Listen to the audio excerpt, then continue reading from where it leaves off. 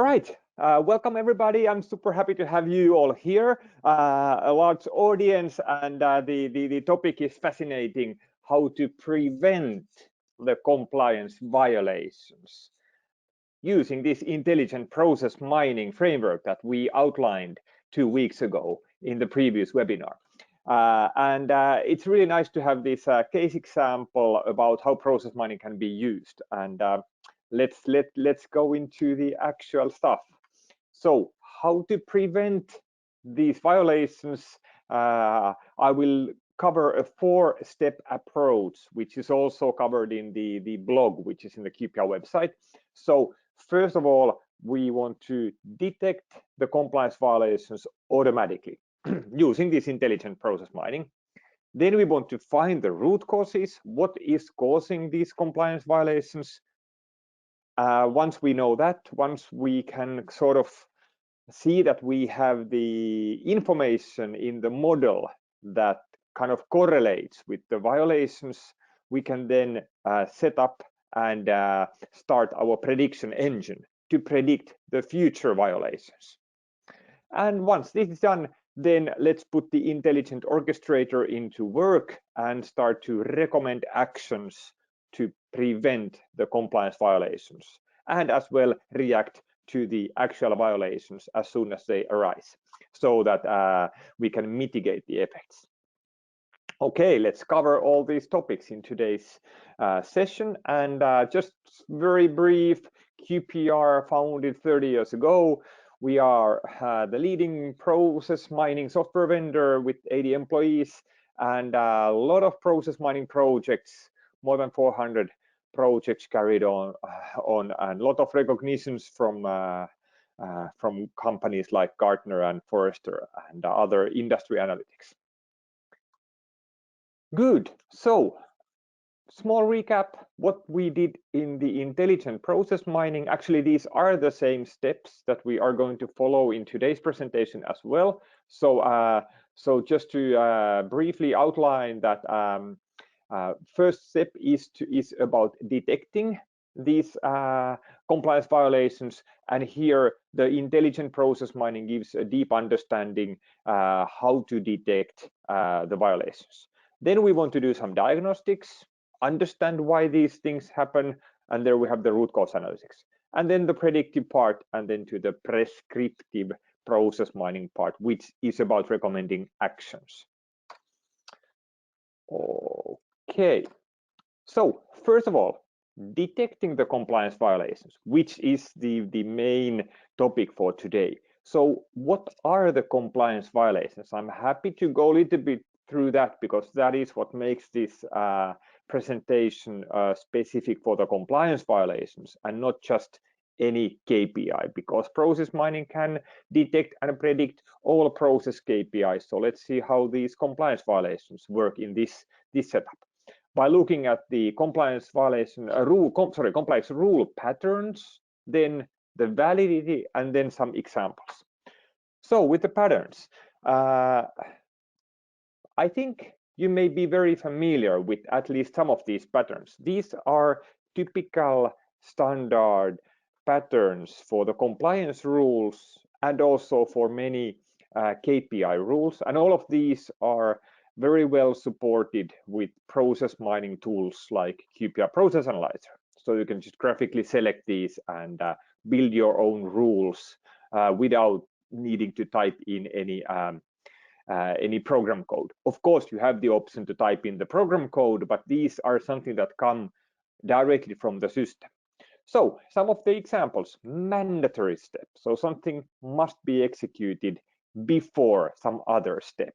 So there has to be a purchase order approval before the purchase order can be sent to the supplier. Very typical compliance rule. Illegal, so something should never happen before something else. Okay, you shouldn't start building before you have made your plans.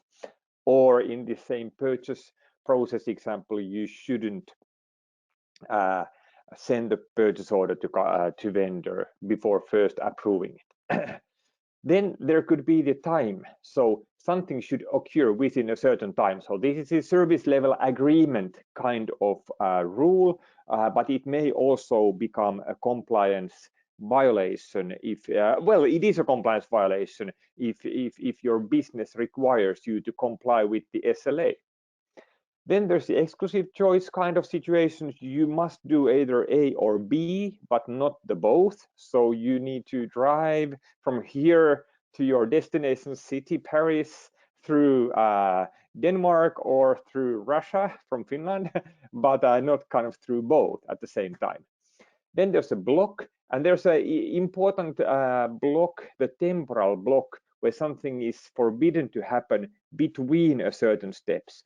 And in this compliance setup, we have this use case for the trade compliance, where something should not happen when there's a trade compliance block. So there could also be a delivery block. So when you put the delivery block, then there should be no deliveries until you take the delivery block away.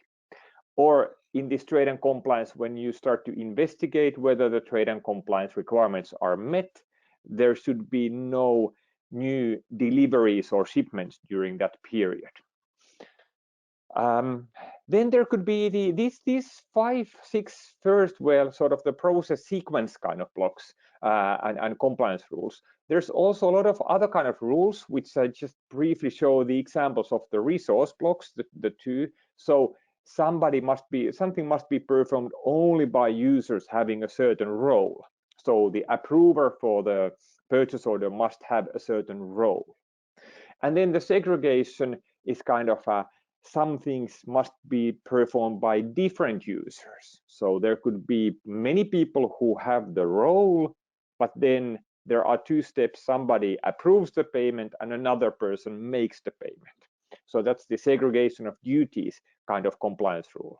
And keep in mind, all of these rules are matched together, so are combined together. But this was the resource rules, and then there's the attribute related rules. So something must be valid in the case in order for the case to go forward. So the case must match something in the case attributes, or some case attributes should not be changed after a certain situation. Like you order a car, you say, yes, I want this new car and I want it blue, and then they start producing it. And then during that, after that, they have already started, you say that, okay, actually I want it red. So it depends on when you want to make the color change, whether it's still possible or not. And then there's some compliance rules regarding the data quality and also the kind of the missing values. So you should not proceed in the process if some of the properties are empty. This is just a list of the compliance violation rules, the typical patterns, and all of these are supported by QPR Process Analyzer. Now, the validity of the rules. Well, of course, the rule can be global validity, so it's valid for all cases, everywhere, no exceptions. But the more common situation is that there are some exceptions. And it's always good if you can specify the exceptions, saying that it's valid for everybody else except these particular ones.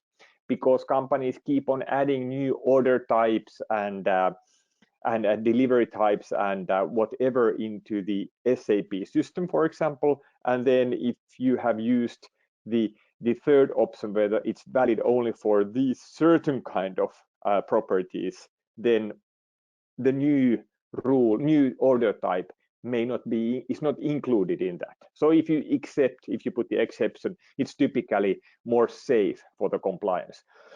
Of course, it may lead that you need to add the new types into this exception as well. And it may be a combination of the exceptions and the inclusions. And then there are a lot of regional exceptions. You say that, okay, in this region, we don't use this particular business model or process model, or for these customers in these groups, there's a different kind of rule. So this is about the validity of the rules. And then here are a couple of examples. So the compliance rules can be very, very straightforward, or they can be very complex. And the key point is that the system must be flexible enough, like QPR, to detect and to handle all those rules. So purchase order approval. So there is typical rules like each purchase order with a certain value has to get approval from a particular member. Okay, first level approval. But then if the value is higher, like 10,000 euro in this case, then the compliance rule may have the component that it needs a second level approval, so from a second person, and then that can be repeated. 1 million euro, 100 million euro, you may need more approvals. And the key here is that the only one employee may give only one approval. So if your boss is giving the second level approval and then actually the third level is needed, then if the boss can give the third level, okay, he can do it or she can do it, but then you need another second level approval. So it may be sometimes a bit complex how the rules, how organizations actually can get the approvals, but to check these compliance rules, it is straightforward, and the system can calculate that. Then there was the trade compliance. So everybody who is doing business internationally knows that there is, for example, the US sanctions and embargo lists, publicly available lists and parties where you should not do any business with, and that may lead to really critical outcomes if you do. So you need to check every sales order according against those sanction and embargo lists. And then a process audit, there are situations where it is like very nice that you do the process in a certain way, and then it's absolutely necessary that you do certain steps in a certain way, like in hospital environments. For every surgery operation, you really want steps to be taken in a precise way in a certain order, or the airplane leaving the airport, and these kind of things. Certain things must be done in a certain order, and you want to audit that. So all kinds of compliance rules are there, and with QPR Process Analyzer, you can detect those rules. So let me show a small demonstration. So you have the you have this process mining environment over here, and you see the order to cash process, and then you can, for example, directly from the picture see if something is happening in a wrong order. You can just detect some flows that should not be there, and if you want to make a kind of report, let me a little bit open it from here, like I'm having my here. Let's take this, and let's take the, for example, the case trend. Okay, so these are how many cases we are having here, and now let's look at the measure. This is just a case count, but by dropping the case count, you see all the compliance rule variations over here. So cases where specific events occur and other events do not occur, or specific event occurs before another. We can just choose that and say that if, let's say, any one of these happened before any one of these, then it is a compliance violation. And now we got this amount of the cases. So we can graphically do all this kind of stuff, all these kind of compliance rules, and we can have the have this durations included here, and we can have the cases with the specific attribute values, for example, to compare those repeated events, same event attributes for two events. So if the event attribute, like let's say created by, is same in certain certain process steps, then we see that, okay, these are the cases where there was a same person creating this event from the first set and from the second step. And then we can look at that in more detail. So this is the way how to detect the compliance violations.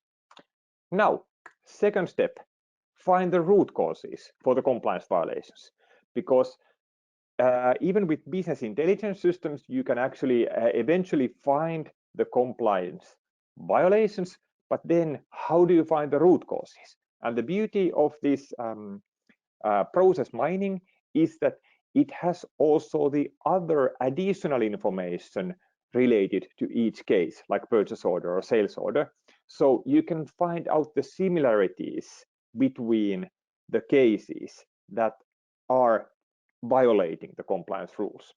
So this is the way to go. And now if we say that that these cases, let me do this in a little bit different way. So let's put a dimension over here, and let's say that okay, let's say cases where something happens before something else, and then let's take a couple of cases like this. Okay, and maybe I had the let's see, I had the on-screen settings. Let me take that away. So now we see that some of the cases, there are 645 cases that are violating this particular rule. So now I want to find the root causes for these cases. So I just click on these cases and put this to be the root cause condition. And now with the root cause condition, you already see that those cases that go through these violate, they are going through this particular highlighted red path.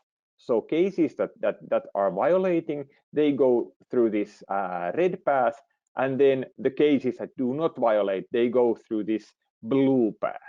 So these are the cases that violate.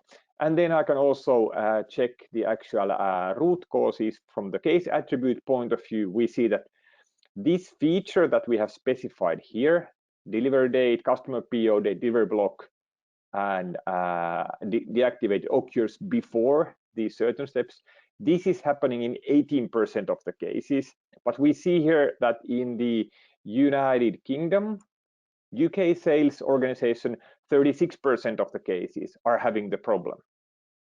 And then also like the standard items, 19%, power tools 22. So these are the areas where we have more of this problem than in average. So if I want to now go more detail into this UK, into this analysis of finding root causes, I can simply click on this one and say that, okay, give me again the root cause analysis now for the UK. So now I see 36% is having the problem, and then I see that okay, in 54, so business area safety equipments now in UK, 54% are violating this condition, and this material group gloves is violating in 60. And I can keep on drilling down to find out areas where the violation percentage can be really high, like this customer, 88% of the cases are violating.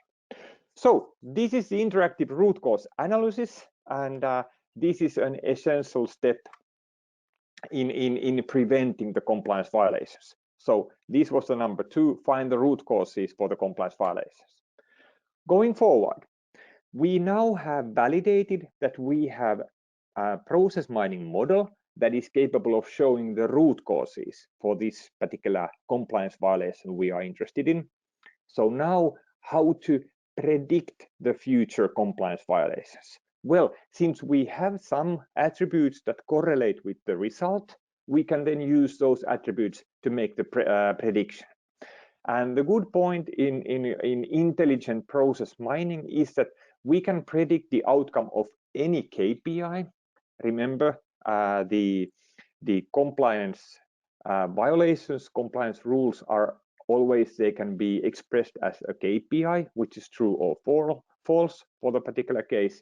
So we can predict that KPI, or we can keep on predicting what is going to happen in this case next. So we can construct the full predicted sequence of activities that will be there. And using that sequence of the predicted activities, we can double check that what kind of, is there some violations occurring in the future activities. And these predicted compliance violations are shown typically in this kind of dashboard formats, and then in the next step also as the recommended actions. But I will show this from this format. So on time, let me take away the root cause analysis kind of functionality. So the on-time delivery prediction now in this particular model. So the on-time delivery is kind of is about, are we going to meet the let me check once. So are we going to I'm going to open the view again. So on time prediction over here. So here we are predicting that whether the delivery will take place before or at latest when it is promised to the customer. And now we see that 15% the delivery is predicted to be delivered late. And here we have the predicted amounts. And this KPI over here, this can be whatever compliance rule, for example, the segregation of duties or the trade compliance block or the process problem. We can set up any one of those to be the one that we predict. And once we predict, then we can see the analysis that what kind of cases are likely to predict. And then we can act before that. So this is the prediction stuff. That's the machine learning part that takes place in the system. And very important is the next step where we then utilize this information. So now we recommend the actions to prevent the future violations. And this recommendation is obviously using the prediction from the from the previous step, and also the detected anomalies and violations from the first step. So we will be detecting the already those violations that already took place, and then we will be analyzing the predicted violations. And typically in this trade and compliance kind of area to prevent the compliance violations, what we do is that we configure our intelligent orchestrator, which is part of the intelligent process mining, to send the email notifications and reports for the users, so that they see that these violations were there or they were predicted. And then if the prediction if the important is very critical, then of course the orchestrator can already start RPA bots or business workflows.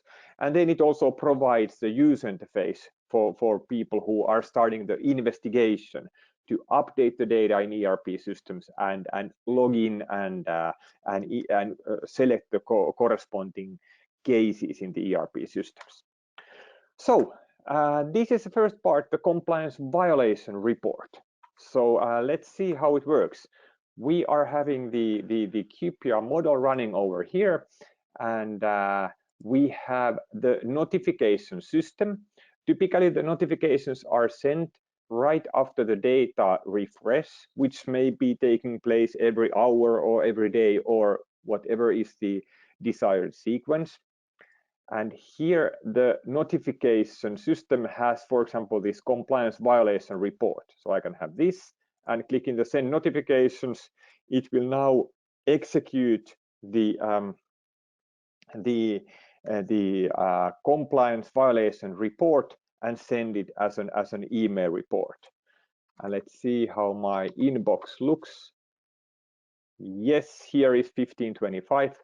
So I'm in a good schedule. So here is the violation report. So I see typically the report is configured in a way that we are showing cases from the most recent ones to the older ones. For example, if it's run every week, then you see the cases for 1 week. If it's run every day, you see every day's cases over here. And now you see here some selected attributes like the customer name. And this is a compliance rule that has been configured. material has been changed after the shipment was created. So your company is reacting to sales order, you are creating a shipment, but then the material that was included in the purchase or in the sales order, now it's being changed to be something else. So it's a high risk that you are shipping the wrong goods to the end customer. And here you have directly the link to the ERP system. You can start on investigating that. And then you have the link to the QPR system to investigate this particular case. And you have a link to see this same information in the online report. But this is like interesting that when you are dealing with the compliance violation people, there aren't so many compliance violations every day. I mean, no company, you are not going to react if you will have like thousands of violations every day. Then you need to improve the process. But if you have like some 1 or 2 critical violations per day or per week, then you have the people to start to do the investigation. And in this case, you have the link over here. So I can click on this email, and it gives me the QPR Process Analyzer user interface with the filtered on this case ID. So I see that, okay, this is the particular case taken from that report. So we see the material has been changed, and material has been also changed after the shipment.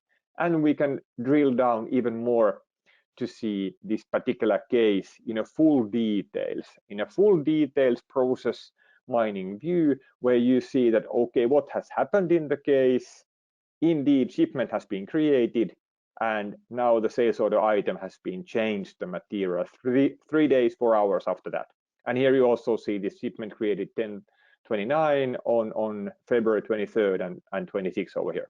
So you see an exact information of what has happened in the case, and then you see the full list of the case attributes with all your KPIs and maybe some other compliance rules. So you may have more compliance rules here, and then you can see that, okay, it was a happy customer, so they got them. So it's kind of been delivered. Maybe it's a wrong product, we don't know yet. But then we failed in how the internal process went, and the price did not change. The SLA order booking was met. So this is like the full details of the actual case. And now also the other option is to open the online report. So again, I'm using just to show how you can click on the email report where you have the basic important information, and now you have here the full view to the compliance violation screen, where you can see all these cases, and you can see that what other cases where the material has been changed and what other cases where the material changed after the shipment. And in this user interface, you can then actually take these actions that the system is suggesting. So here, this is the last event that has happened in the case, and these are the suggested events. Like in here, the material has been changed, so it's suggesting you to launch a robotic process automation bot to remove the delivery block. And here you remove the block manually. So if you click on this, it kind of starts to it opens the manually the SAP user interface. Okay, this is a mock-up page over here. But then if you open the RPA, then then you can actually really do the change. You can actually start the RPA bot to really carry out those actions. And by clicking this, I actually started the MS Power Automate bot, and it can then be configured to connect directly to the SAP. Okay, this was the compliance violation part. So we had the violation report, we have the violation analysis for each individual analysis, so that you can quickly check all the details and then mitigate and prevent the future the problems coming from this violation. And then we have the intelligent orchestrator. And here we can also have the prediction. So we can have the prediction for any of your compliance rules. And then based on the prediction, we can also have the suggested activities over here. All right. This is now the summary. So detecting the compliance violations, finding the root causes, predicting those violations for the ongoing open cases, and then recommending actions to prevent the future violations.